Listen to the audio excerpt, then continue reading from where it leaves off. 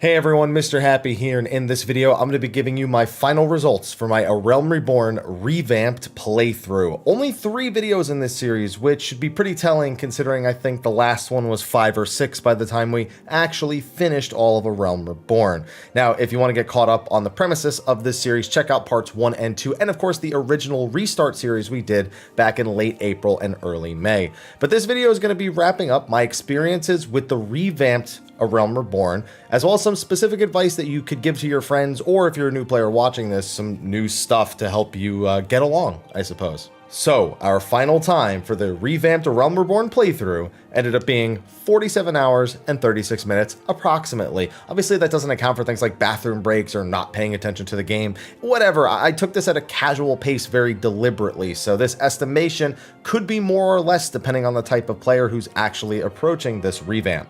So let's break it down. It took me 28 hours approximately to complete all of the 2.0 main scenario quests. Now that includes making a brand new character and playing all the way through until we complete the dungeon, the Praetorium. Now my original completion time for this before the revamp was 37 hours and 6 minutes. So we saved just about 9 hours on this part alone, which gave us a lot of time to tackle some of the other mandatory objectives that we had to do. I immediately after this went into tackling optional content that is required for the main scenario. Now, a lot of people don't know this or don't remember this, but you actually need to defeat Ifrit, Garuda, and Titan on their hard mode difficulties in order to accept the patch 2.5 main scenario quests. So I made that one of the first objectives that I tackled. Now, I did need some item level in order to do the Crystal Tower raid, so this also helped with first time bonuses for tomestones, and I also did a few of the patch 2.1 main scenario quests before queuing into this stuff so I could get some accessories to cover for the little bit of item level deficiency that I didn't have taken care of. I used the 600 tomestones I got from the 2.0 dungeons, Castrum Meridianum, and the Praetorium. I used the 600 tomes from that in order to buy an item level 130 weapon. This wasn't the most important thing to do. The main scenario does give you some item level upgrades for weapons, but I wanted to make that jump and get the best thing that was going to be not only for finishing A Realm Reborn, but also if I were to go into Heavensward with this character, that would be something I would really want to have. So for Ifrit, Garuda, and Titan hard mode, I'd say like 5 of the patch 2.1 quests and all of the Crystal Tower series, which is now mandatory in order to accept the 2.55 main scenario quests. All that took me about 5 hours. So now we're at 33 hours, and I still haven't even crossed the time it took for me to do only 2.0 in the first bit back with the restart.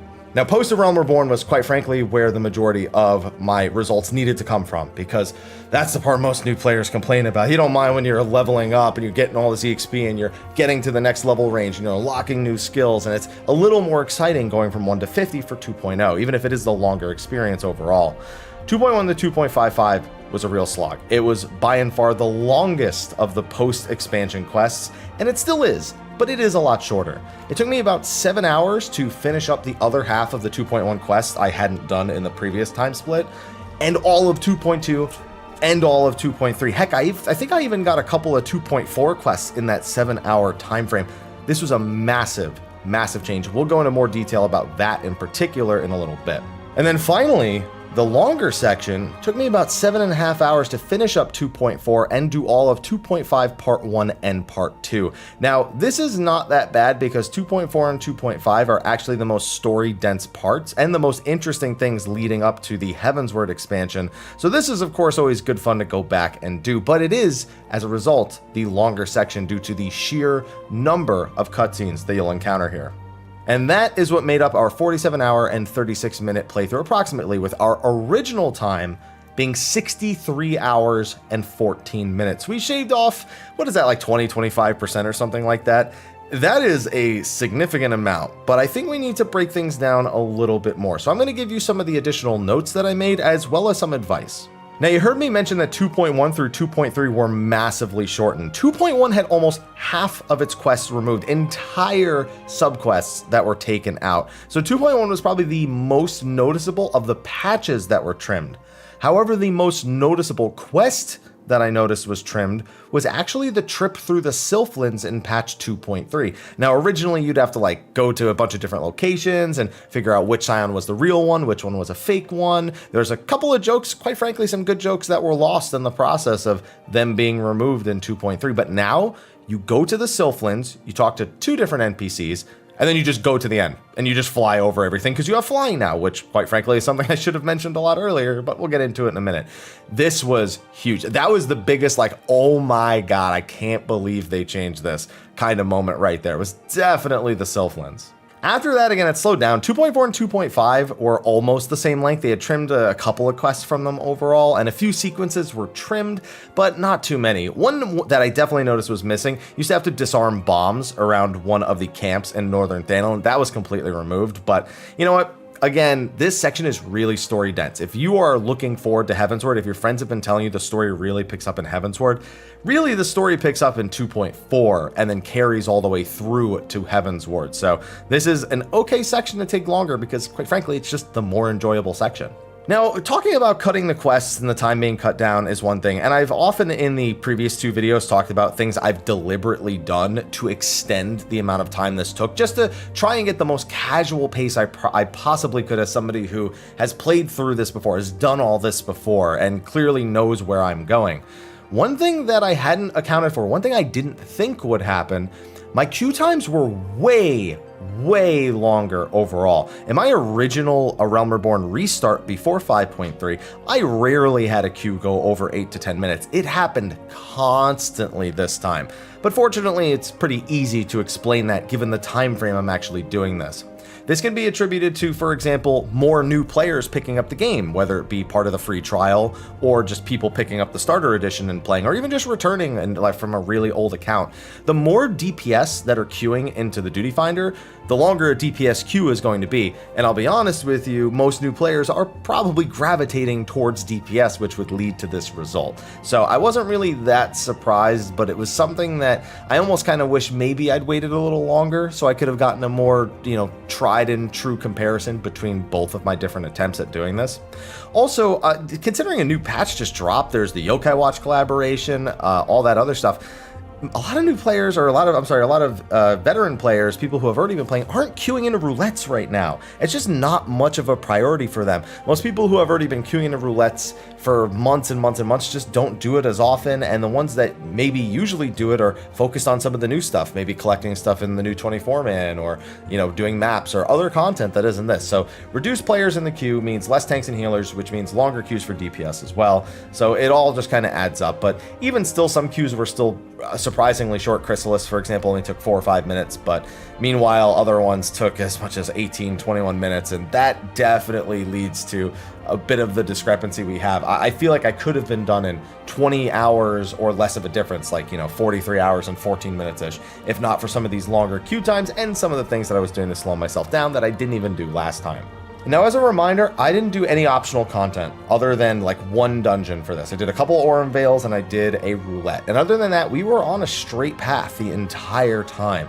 And quite frankly, I wouldn't recommend a new player do this. First of all, it meant that when finally came push to shove, I was 2 levels behind the main scenario. We covered this in the last video when it came from the level 47 to 49 range, and that's when I had to stop and do those Aurum Veils and that leveling roulette. A new player shouldn't experience this problem. A new player will either A, be on a preferred world and you never have to worry about anything, or they'll see these quests. Almost every veteran player, myself included, tells a new player, if you see a blue exclamation mark, we mentioned it in the second video, you should do that quest. Most of the time. There's a few longer series like the Relics or the 8-man raids like Coils that I wouldn't really recommend doing until you get to a higher level. Maybe do normal mode raids when you get to level 60 just so you can unlock the roulette. But those, it'll all extend the amount of time regardless of how many of them you do. This will obviously extend the time it takes to get through A Realm Reborn. But it is a way more fulfilling and complete experience when you have that dungeon, that extra dungeon that you didn't have at level 20, those extra dungeons at 35 and 38, the extra dungeon at 44, 47. All these things will kind of keep you, I guess, a little preoccupied. It'll keep you in battle, it'll keep you acquiring new gear, new item level, and it'll keep acclimating you to the game's combat as you obtain new abilities. And that's really, really important for a new player to constantly have level ranges that force them to check their new skills and see how they're going to be used in the content. And quite frankly, you miss some incredible content if you don't go out of your way and unlock some side quests. At level 15, the challenge logs, massive amount of experience points, whether you're actually just leveling an alternate job, the current job you're going through the main scenario on, or something like your chocobo or earning Grand Company seals. There's all sorts of things you get from those challenge logs. Speaking of Grand Companies, I didn't do that. In my last run through, I spent an extra like hour to an hour and a half working on finishing to unlock my Grand Companies. I didn't work on my Grand Companies at all this time, so I don't even have that metric to give you. Grand Companies, though, they unlock a really, really underrated piece of content called Squadrons, which I have a separate video about altogether. And it's one of the best methods for leveling an alternate job from 20 to 55 once you've done a little bit of setup. I explained it all in my Squadron video. The Hunt, one of the features I participate in the most. It's amazing for earning endgame currencies, materia, and honestly, it's an additional leveling tool from 51 all the way up to 80 at the different expansion levels. There's also Palace of the Dead, which is a valuable leveling content pre-60. The list goes on, so those blue exclamation mark quests are just really, really good, even if it means it's going to take you longer to finish the story, to get to the end game. It's worth it.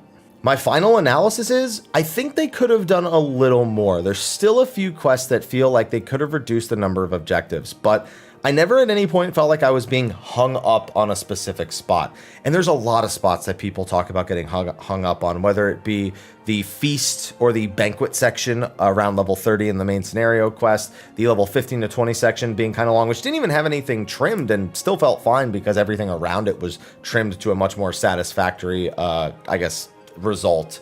It's just 2.1 was massive, 2.3 was massive. The only things that still drag on are the parts of the story, and they don't really drag on. They're just longer sections of the game, and they're really important for the story. So they almost nailed it. You know, the flying is great. You get around way faster. I couldn't tell you how much that actually affected my gameplay because I still just kind of teleported around once I hit level 50, unless I didn't have to do a lot of flying. But there's definitely some segments where you have to fly. You can just fly completely over terrain and it saves minutes, and it's incredibly noticeable. But man, if they just did a little more, it would be perfectly nailed, but I can't give them the perfect score when it comes to this. So I'll give them like a 90% on their effort for this A Realm Reborn revamp. And who knows if they're even done. Maybe they decide there's something else they want to trim back on. Maybe we see other trimmings. Maybe more experience points are added to certain locations again to smooth it out more. Who knows? But quite frankly, I think if they just left it like this, it would be okay. I don't see any reason to cut it back anymore, even if there are the little improvements they could make. And with that, I think that's going to be a wrap for A Realm Reborn Revamp. Unlike the last series where we started revisiting things like crafting and gathering, which ended up being kind of a botched effort anyway, we don't need to revisit any of that stuff in 5.3. I'm overall real impressed, and we're going to get back to doing some content about the 5.3 related stuff directly. So thank you. If you've been following the series, pass it on to your friends if they're interested in learning just how much things have been shortened. And thanks for enjoying the content. I will see all of you in the next video, whatever it may be. And until then, take care.